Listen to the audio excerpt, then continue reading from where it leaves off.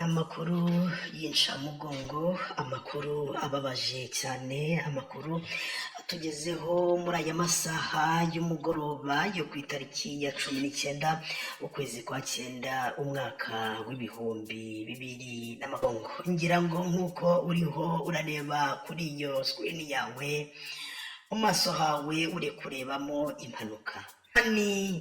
N'imodoka ya taxi ya hiyasi yatewe amabara y'umuhondo kugira ngo ijye icyura abanyeshuri bo kuri iki kigo, ariko ibintu bibaye mu by'ukuri birababaje cyane. Abantu benshi bari gukomeza gutanga ibitekerezo bigiye bitandukanye.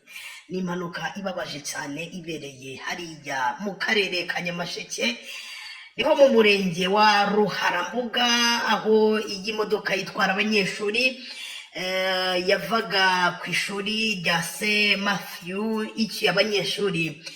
Ni mu gihe iyi mpanuka yabaye yahitanye abanyeshuri bagera kuri 2. Abana 2 bari muri iyi modoka bamaze gupfa. N'abantu umwe birababaje cyane.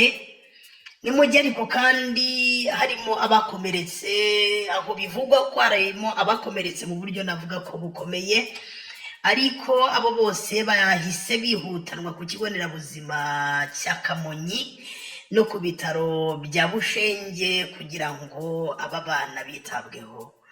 Gusa mw'abantu mwe, ngira ngo nk'uko uriho urareba kuri screen yawe, iyi mpanuka ibaye urabona ko n'imodoka yataye umuhanda. Ngira ngo uriho urabireba ko mu by'ukuri uburyo iyi modoka yaguye yabaye nk'itangiriwe n'umukingo, yabaye yaguye nko mu gacokomo, niko nabivuga. Ngira ngo uriho urabireba kuri screen.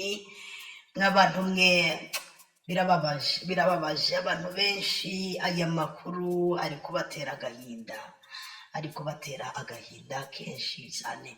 Bamwe mu bantu babonye iby'iyi mpanuka baravuga ko iyi modoka ngo yari isa nkaho ifite umuvuduko, ngira ngo mu by'ukuri murabizi hari igihe batwaye abanyeshuri usanga birukanka. Babonye rero iyi mpanuka baravuga ko nyine umushoferi wari utwaye iyi modoka yarasa nkaho ari kugendera ku muvuduko, hanyuma kuringaniza umuvuduko biranga, anaribwo iyi taxi byaje kuza kuba byagenda gutya. Ngira ngo muriho murabireba uburyo iyi modoka yangiritse mu buryo bukomeye cyane, ndetse n'ahantu yaguye. Donc mw'abantu mwe birababaje cyane. Ababyeyi barerera muri iri shuri n'umubabaro mwinshi. Hari nabo bivugwa ko bahise bajya muri koma bitewe no kumva amakuru nyine ameze gutyo ko abana babo bakoze impanuka. Mw'abantu mwe birababaje cyane. Abantu benshi bari gutanga ibitekerezo bigiye bitandukanye. Ibi bintu mu by'ukuri bibereye hariya mu karere ka Nyamasheke biri gukomeza kugarukwaho cyane. Si rimwe si kabiri, imodoka z'ibigo by'ishuri cyane cyane izitwara abana batoya zikoze impanuka. Akenshi ugasanga abantu baratabaza bavuga ngo izi modoka bajye bareba ko mu by'ukuri zujuje ibisabwa, haba controle technique, haba kuba nyine imodoka zujuje ubuziranenge, abashoferi bazitwara niba bafite ubumenyi buhagije.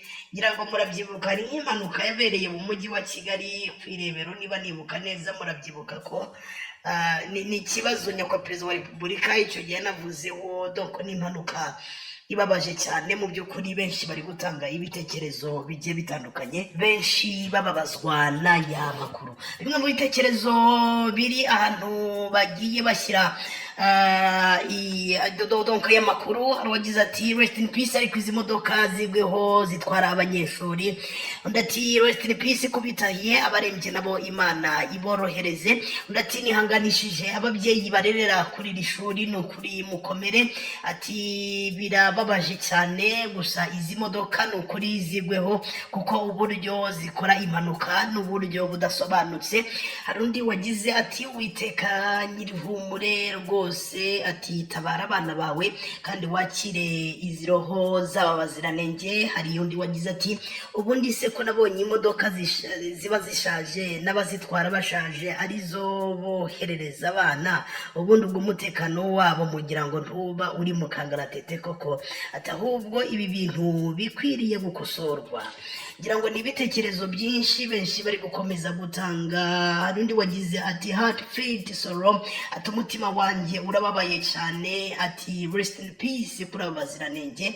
Gusa izi modoka z'ishuri kweri abantu bagenda bazigarukaho ko ziba zishaje kandi baba batwara abaziranenge. Ati rero ni ukuri ibi bintu bifatirwe ingamba. Ati rest in peace ko bitahiye. Ni ukuri Imana ikomeze ababyeyi baburiye ababo muri impanuka ndetse n'abarembye, Imana ikomeze ibakize itange ihumbure. Undi yagize ati ni ukuri birababaje cyane, izi modoka zigweho bajye batwara neza, cyangwa se abana bajye batwarwa mu modoka zidashaje, kuko urebye uba usanga izi modoka zishaje. Doko wumve n'ibitekerezo byinshi. Wenda nsoreje kuri iki gitekerezo, hari uwagize ati iyi modoka yanyuzeho ndi kuyireba, ati nabonaga yirukanka cyane, ati mpita ntekereza ko hashobora kuba